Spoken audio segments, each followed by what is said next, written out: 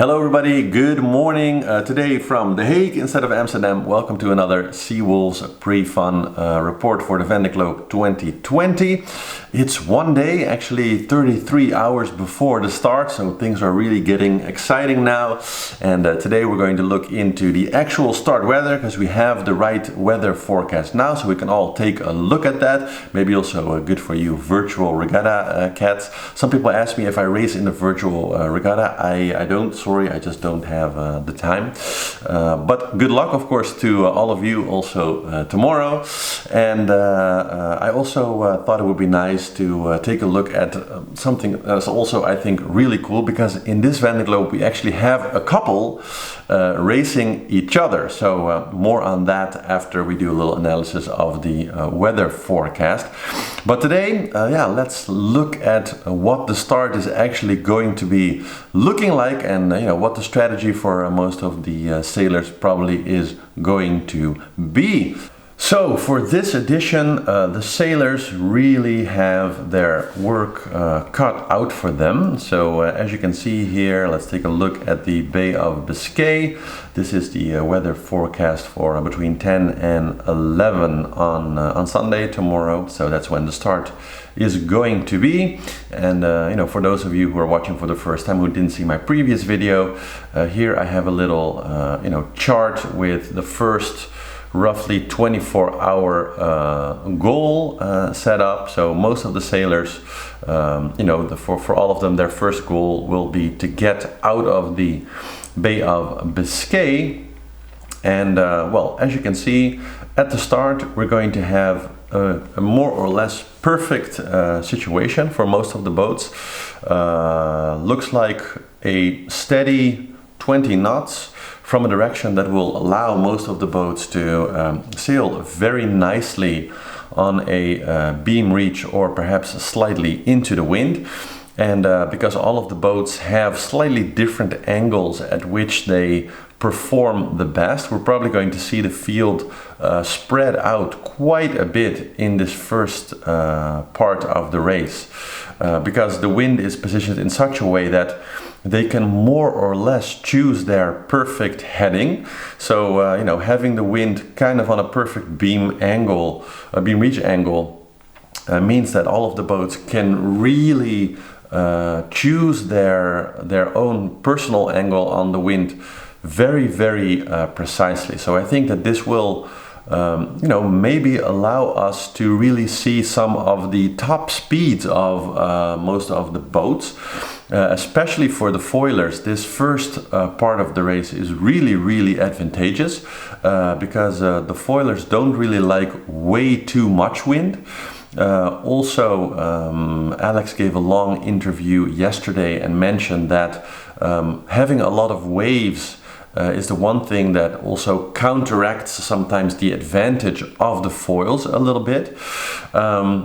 Because you get a lot of acceleration, deceleration is not so good for the boat. There are a lot of negatives also there. And so having a steady 20 knots in the Bay of Biscay likely means not too much waves. So it certainly won't be a flat sea, but it's relatively good weather conditions for at least the first 18 hours probably. And on that angle with 20 knots, it's more or less the perfect conditions for all of the boats. But especially with the foilers, because we have relatively flat seas and very steady power, 20 knots, it means that they can very likely just fully power up the boat and really push the speed to the maximum. So I predict that we're going to see a first 18 hours with a lot of speed. Very, very pretty pictures, I think. So that's going to be really cool to look forward to. But then, of course, we do see that there's a storm building. So let's fast forward a little bit through this prediction here. And, as you can see, as I also showed you a few days before in the earlier weather report, is that the weather is going to be turning quite a bit, and especially the direction as you can see, is definitely not going to really turn in their favor. So this is about 6 o'clock the next morning, so it's about 18-20 hours later. So this is the forecast for when some of the boats will be arriving at the kind of the corner here around the continental Spain and Portugal. And at that moment we see that from what has been a pretty steady 20 knot wind prediction with some more stormy conditions closer to the waypoint, that the wind will be turning. Let's move a little bit ahead in the forecast, and that we get this pretty gigantic area of just relatively very low amounts of wind. It looks like basically along the coast a big area with just no wind at all, and the rest of it looking like 5, maybe 10 knots. Some of it in the right direction, but also, as you can see, really surrounded a little bit and interspersed with a lot of doldrums like areas. So this is going to be a very interesting navigational challenge because sailors are probably going to be making different choices as to how to get through this weather system, but it basically promises us the very interesting start of an absolutely breakneck speed first 18 to 20 hours, and after that we might see some sailors get stuck in some kind of doldrum situations.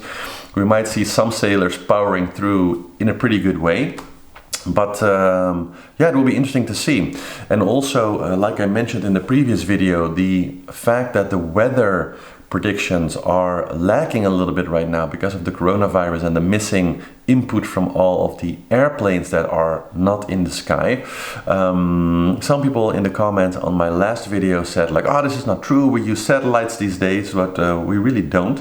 And Alex Thompson was also asked about this in his press conference yesterday, and so he also actually mentioned it.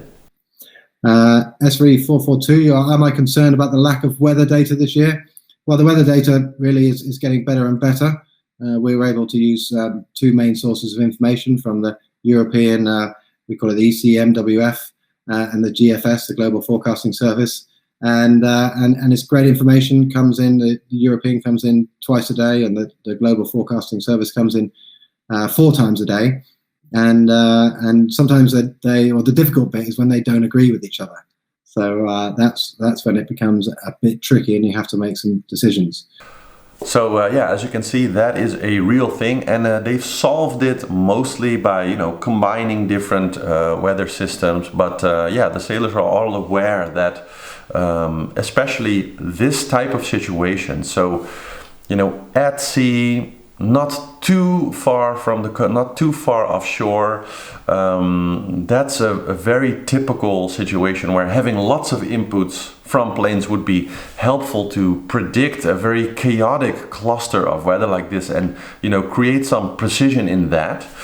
And so even though it looks relatively detailed on the weather map, I can guarantee that actually on the ground there's going to be a lot about this prediction that's going to be off. So the wind might be quite a bit stronger, the wind might be quite a bit lower.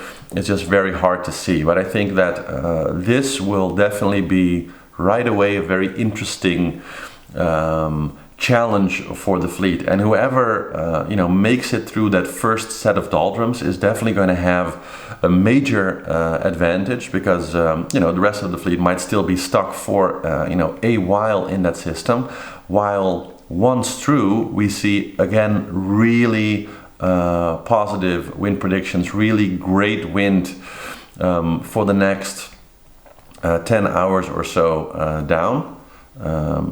Basically in the right direction, the right strength, nothing over 25 knots. So really perfect sailing condition for that third 24 hours. So yeah, I think that's going to be really a very cool start. Now, as for the spectacle of the start, of course, it's going to be very different from other years because there's basically going to be no audience. France has gone into a complete and total lockdown. So everybody, is literally forced to stay in their houses. So that'll be very different, I guess, also for the sailors. Maybe good on the one hand because they can really focus and won't be distracted by all of the crowds as they go out. On the other hand, really sad, especially for those people that are doing the race for the first time who won't be able to have that experience of, having all the support going out of the marina. I imagine that some of the sponsors and, a small chosen few will be able to go into the race village and watch, certainly, the family of the sailors and things like this, but maybe also not. I mean, who knows? Normally, of course, the sponsors go on the boat and, for the first part of the day, it's still kind of, a bit something also to give back to your backers and sponsors and your team, etc. Before, everybody pretty much leaves the boat in the half an hour or so before the start, and then 5 minutes before the start, the last people have to get out of the boat. So usually to save a lot of strength and power and stamina, the sailors actually don't do anything. So before the start, they don't hoist any of the sails, they don't tune anything. They have their team doing that, obviously, with the skippers on board, but they have their team set everything up so they can save the maximum amount of energy.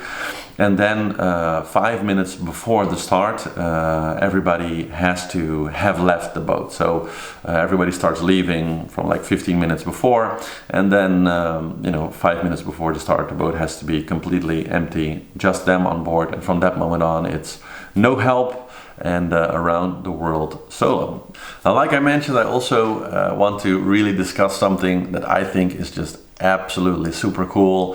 For those of you who are watching or also sailors who have wives, or if you are women that are sailing who have husbands, one thing that is of course really cool is to sail with your partner. I also sail with my wife, of course, a lot, though my wife is really a good weather sailor, as they say.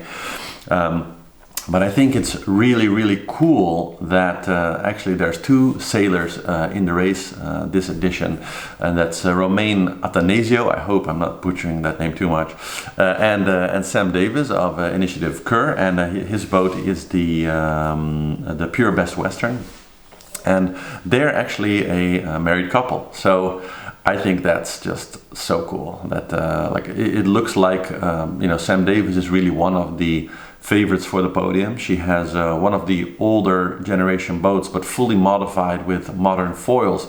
I mentioned this boat several times in my earlier videos also, and she's really somebody that I'm looking at as one of the favorites, while Romain is in an older boat that doesn't have foils. And so he's more looking to make it, maybe, if he would place in the top 10, that would be an amazing achievement just for the hardware that he's bringing. And of course, finishing the Vendee Globe is always a massive achievement. But how cool to actually be a married couple and actually be sailing each other in this race. I mean, that's got to be one of the most amazing things ever, and first time ever in history that happened. So yeah, that's definitely something, if you weren't aware of that, so the boats are Initiatives Kerr and Pure Best Western, sailors Romain Atanasio and Sam Davis. So if you guys think that that's really cool, then those two boats are really two boats to watch that with that in the back of your mind. Okay, and so then for the options to help me out, support the channel, support these updates throughout the race, and after, of course, I'm also going to be focusing on the America's Cup and also a lot on just sailing technology in general and solo sailing. So those are really going to be the focuses on this channel. I'm going to make a series about learning to solo sail, so that's also going to come up, where I'm just going to be solo sailing on my boat and explaining all of the different techniques like raising the sails when you're solo sailing and all this type of stuff. So if you're interested in that, please let me know in the comment also to kind of affirm that. And if you want to help the channel in some way, either by maybe supporting with a little money, or with some technology that you have, or ideas, or maybe you are an animator, or you have something to bring to the table, that's great. I made a website. It's seawolvestv.com, and an email address also, which will be contact@seawolvestv.com. So if you have something that you want to bring to this, you're very, very welcome, and just send me an email there or watch on the website. If you want to, back by just, giving a little money to help out with, upping the production value with, for example, some outside produced animations in the videos and stuff, that'd be great. I really appreciate it. Fortunately, I wrote a book. I'm actually an author. I'm an art dealer and an author. It's called How to Learn Anything 3 Times Faster. So before the corona kind of broke out, I used to be a coach and lecturer, and actually went to a lot of technology companies like Tesla and IBM and the SAS Institute and all this kind of Fortune 500 tech companies. And my personal expertise is teaching people and teams how to stay innovative, how to experiment better. That's my sort of niche expertise. So if you're interested in that personally, if you want to back my channel in some way, I set up some packages that'll actually give you as a reward the PDF version of that book, which I can highly recommend, of course. So if you want to back the channel, I have also something nice to give back to you, because normally the book's like $20. If you back the channel in some way, you just get the PDF version of that as a thank you. So thank you guys very much for watching this update. I'll definitely be checking the start, or if you're curious how to watch the start, you can just go to vendeeglobe.com, and I believe they're going to be having a fully produced live stream. Some people ask me if I'm going to do live commentary on the race, but technically that's just not something that I have the technical capacity for right now. So I'll definitely be doing a report on the start after, so probably by the end of tomorrow, or probably Monday in the morning, I'll do kind of a deep dive analysis of the start and all of the different things that we don't know what's going to happen, but I guess we'll see. So look forward to that on Sunday evening or Monday. And for now, I just want to say to all of you, I hope you really enjoy the race tomorrow. To all the skippers, I wish you all the best of luck. Stay safe and kick ass. And I'll talk to you guys all tomorrow.